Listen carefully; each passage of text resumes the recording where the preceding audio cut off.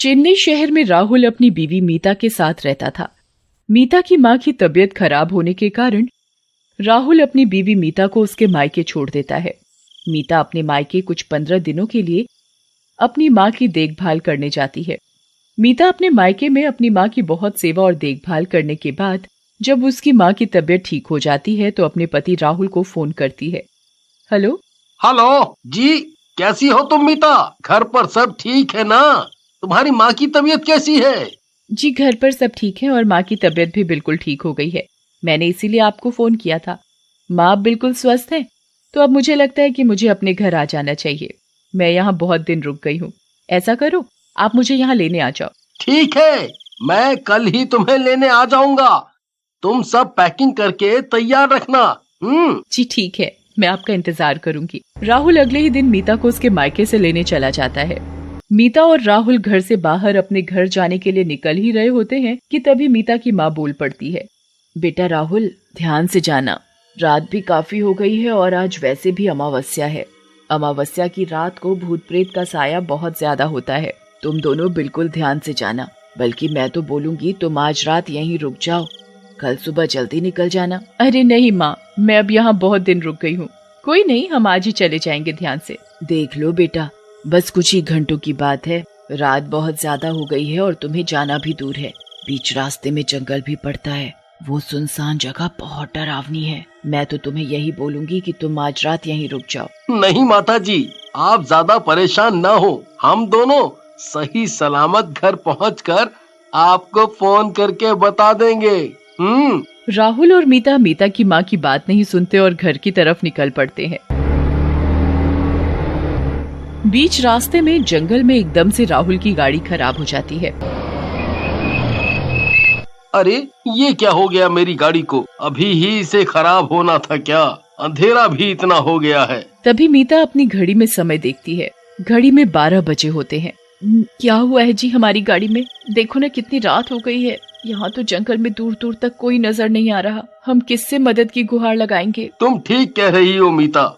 मुझे फोन करके यहाँ अब किसी को बुलाना पड़ेगा, तभी हम यहाँ से निकल सकते हैं। राहुल अपनी जेब से अपना फोन निकालता है। वो फोन को देखता है और हैरान और परेशान हो जाता है। ओहो, अरे क्या यार, फोन में नेटवर्क भी नहीं आ रहे। अब हम यहाँ से कैसे निकलेंगे? राहुल मीता को बोलता है। अरे मीता, तुम अपने फोन में देखना एक बार, नेटवर्क आ रहे हैं क्या? क्या पता तुम्हारा फोन कॉल लग जाए। मीता भी अपने पर्स से अपना फोन निकालती है। जी, मेरे फोन में भी नेटवर्क नहीं आ रहे। मीता अपने फोन में नेटवर्क देखने के लिए फोन निकालती है। तभी वो एक बहुत अजीब चीज अपने फोन में देखती है। मीता ये देख बहुत बुरी तरह से डर जाती है। मीता के फोन में वॉलपेपर खुद ब खुद बदल जाता है और एक डरावनी चुड़ैल का वॉलपेपर लग जाता है। अरे ये वॉलपेपर किसने लगाया? मैं तो कभी अपना फोन किसी को नहीं देती, ना ही मैं ऐसा वॉलपेपर लगाती हूँ। मुझे कुछ समझ नहीं आ रहा ये क्या हो रहा है। लगता है हमें माँ की बात मान लेनी चाहिए थी। हम दोनों कहाँ फंसकर खड़े हो गए हैं। ओह, ना ही हम किसी को बुला सकते हैं।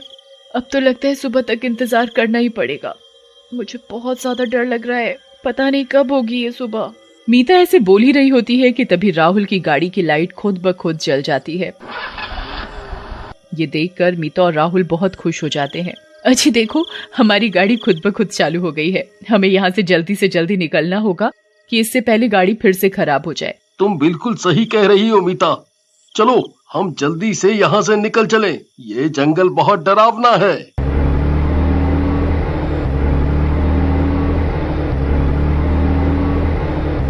मीता और राहुल को ये लगता है कि उनकी परेशानी गाड़ी चलते ही दूर हो गई है, पर वो इस बात से अनजान थे कि उनका आगे रास्ते में एक बहुत बड़ी परेशानी इंतजार कर रही है। कुछ ही दूरी पर चलते हुए रास्ते में मीता और राहुल को एक औरत एक छोटे से बच्चे को लेकर खड़ी दिखाई देती है। वो औरत बहुत जोर जोर से रो रही होती है। वो एक चुड़ैल होती है। अरे कोई बचाओ, मेरे बच्चे को देखो क्या हो गया है। इसको सांस नहीं आ रही है। चुड़ैल बहुत जोर जोर से रो रही होती है। चुड़ैल को रोता देखकर राहुल, अरे देखो मीता, यहाँ रास्ते में ये औरत फंस गई है। इसका बेटा बहुत बीमार है। यहाँ दूर दूर तक इसकी मदद करने वाला कोई नहीं है। जी हाँ, आप सही कह रहे हो। हमें इसकी मदद करनी चाहिए। इसका बेटा बहुत बीमार सा लग रहा है। राहुल चुड़ैल के आगे अपनी गाड़ी रोकता है। कोई बचा लो, कोई बचा लो, मेरा बेटा बहुत बीमार है साहब, मुझे पास के किसी हॉस्पिटल में छोड़ दो, आपकी बहुत मेहरबानी होगी।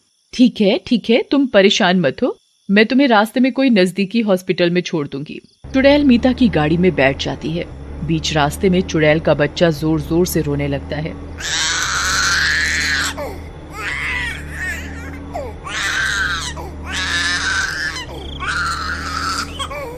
अरे ये बच्चा बहुत बीमार लग रहा है, ये इतनी जोर जोर से रो रहा है, लगता है मुझे गाड़ी और तेज चलानी पड़ेगी। राहुल बच्चे का रोना देखकर गाड़ी तेज चलानी शुरू कर देता है। राहुल की गाड़ी तेज चलने के साथ ही बच्चा रोना बंद कर देता है। ये देखकर मीता बहुत हैरान होती है। जंगल के रास्ते में चुड़ैल मीता से बात करने लगती है। मैं बहुत देर से आपका इंतजार कर रही थी, मेरा बेटा बहुत बीमार था, बहुत जोरों से रो रहा था।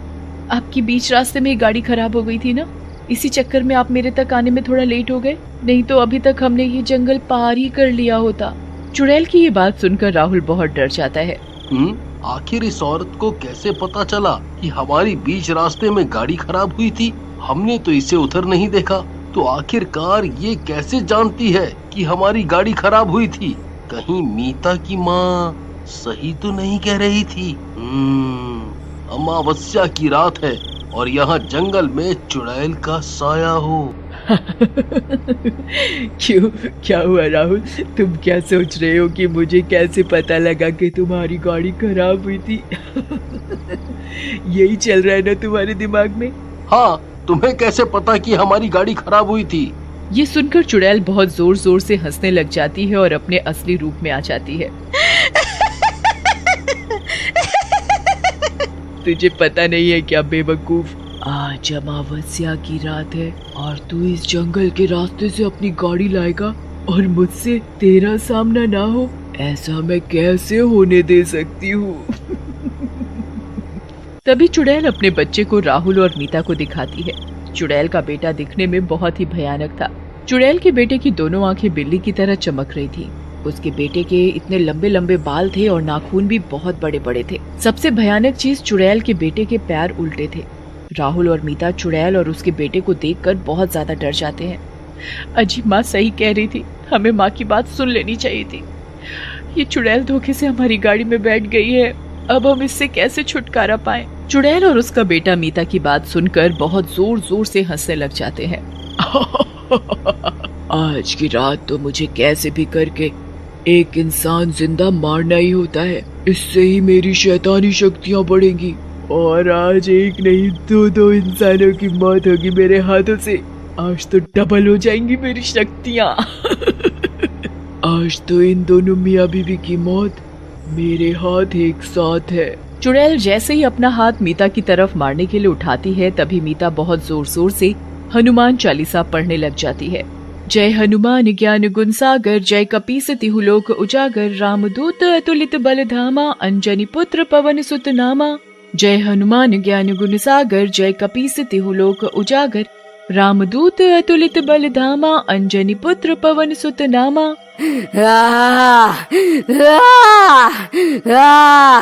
चुड़ैल मीता को हनुमान चालीसा पढ़ता देख बहुत जोर जोर से चिल्लाने लगती है। अरे पागल, तू ये क्या बोल रही है? तू क्या बोली जा रही है? बंद कर इसे। मीता उसकी एक नहीं सुनती और हनुमान चालीसा पढ़ती रहती है। महावीर विक्रम बजरंगी, कुमति निवार सुमति के संगी, कंचन बरन बिराज सुवेसा, कानन कुंडल कुंचित केसा। ए पागल औरत, चुप कर तू, क्या बोली जा रही है तू? पागल कहीं की, तू मेरी शक्तियों का नाश कर रही है, तुझे शर्म नहीं आ रही? मीता, तुम हनुमान चालीसा पढ़ना मत छोड़ना, मैं गाड़ी चला रहा हूँ। मैं कोशिश करता हूँ जल्दी से जल्दी इस जंगल से निकलूं और इस चुड़ैल से भी हमारा पीछा छूटे। राहुल की गाड़ी फुल स्पीड में भागी जा रही थी और मीता भी बिना झिझक के एक सांस में हनुमान चालीसा पढ़ी जा रही थी। मीता के लगातार हनुमान चालीसा पढ़ने से चुड़ैल गाड़ी में से भाग जाती है।